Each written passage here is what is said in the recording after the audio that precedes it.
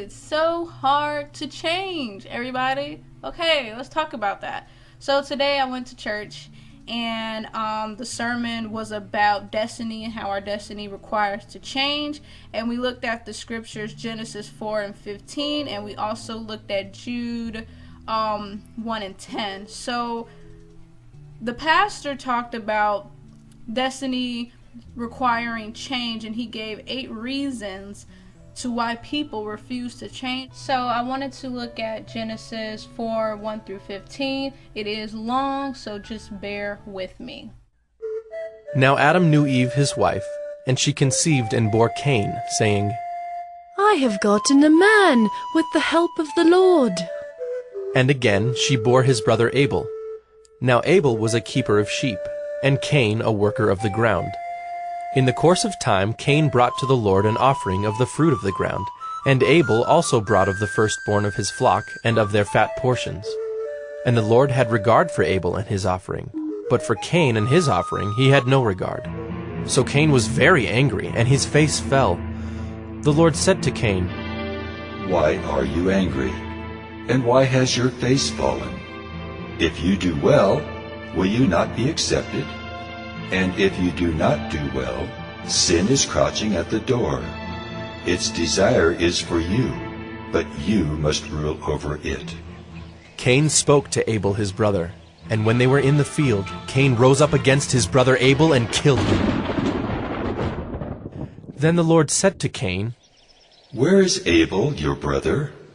He said, I do not know. Am I my brother's keeper? And the Lord said, What have you done? The voice of your brother's blood is crying to me from the ground. And now you are cursed from the ground, which has opened its mouth to receive your brother's blood from your hand. When you work the ground, it shall no longer yield to you its strength. You shall be a fugitive and a wanderer on the earth. Cain said to the Lord, My punishment is greater than I can bear. Behold, you have driven me today away from the ground, and from your face I shall be hidden. I shall be a fugitive and a wanderer on the earth, and whoever finds me will kill me. Then the Lord said to him, Not so. If anyone kills Cain, vengeance shall be taken on him sevenfold. And the Lord put a mark on Cain, lest any who found him should attack him. Then Cain went away from the presence of the Lord and settled in the land of Nod, east of Eden. And I wanted to look at these 8 things and to tell you guys what I wrote and to try to give you all the best example that I can. But for the most part, I'm going to just stick to what I wrote. So number 1 is that they have a specific, they have a specific preference and gifts. And what I wrote down here, which is the explanation to it, was that people are just not willing to be flexible in layman's terms, and that they are not willing to change. They have their own preferences to how things are supposed to go. They live within themselves. They do not want other people to come in and say, hey, here is something else you can do. Here is something that you could be willing to do besides what you're already doing.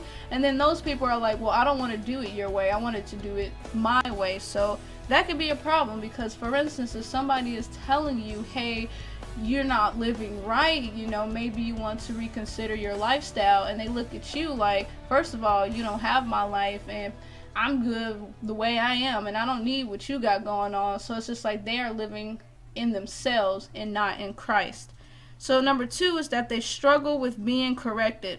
So I'm gonna just give you all a little example. When I correct people when they say something wrong, for example, worser, which is not a word, and when they say it, I'm saying, no, you mean worse. And then they catch an attitude with me like, you always want to correct somebody, you always got something to say. And that is how people act just in general with everything. When you correct them or you try to explain to them about themselves, you know how people say, let me just tell you a little bit about yourself. When you do that, people get not afraid, but people get frustrated and they get angry and catch attitudes with you when you do that because they don't like to be corrected.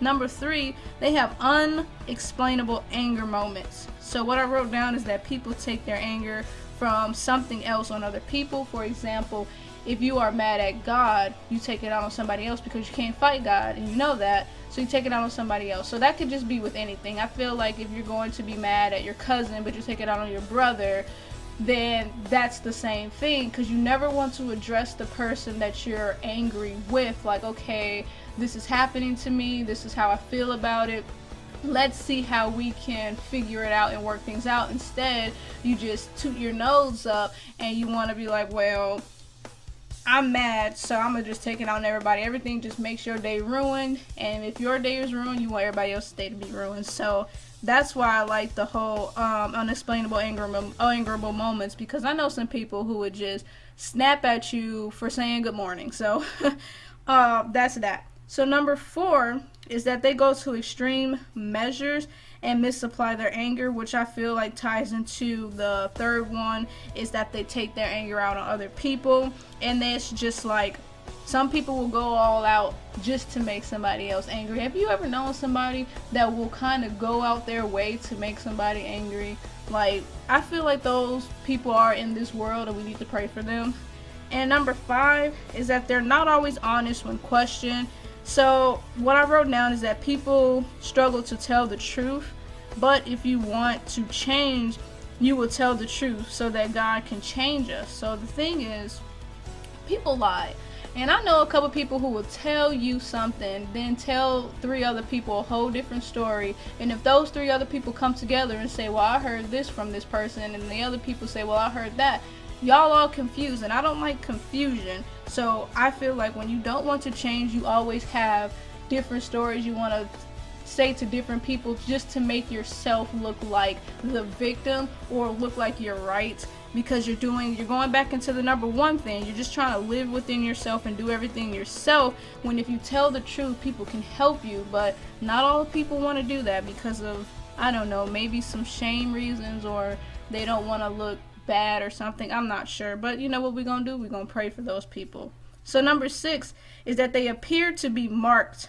So what I wrote down here was that they roam place to place and they wear a mark on their face. And by that is, you ever step into a place and you just say, you know what, that person just rubs me the wrong way. I know y'all know that. Like, you just saying this person's vibe is just not good. I just feel all this negative energy. This person just has this vibe to them just by me observing them from a distance that I don't like. And that's because they might be marked. They may be having a whole bunch of stuff going, but they may not be a very nice person, or they may just be having anger issues or something, but you know in you that they rub you the wrong way, and you always wonder to yourself, why do they rub me the wrong way? Well, maybe because they're marked. So that's that.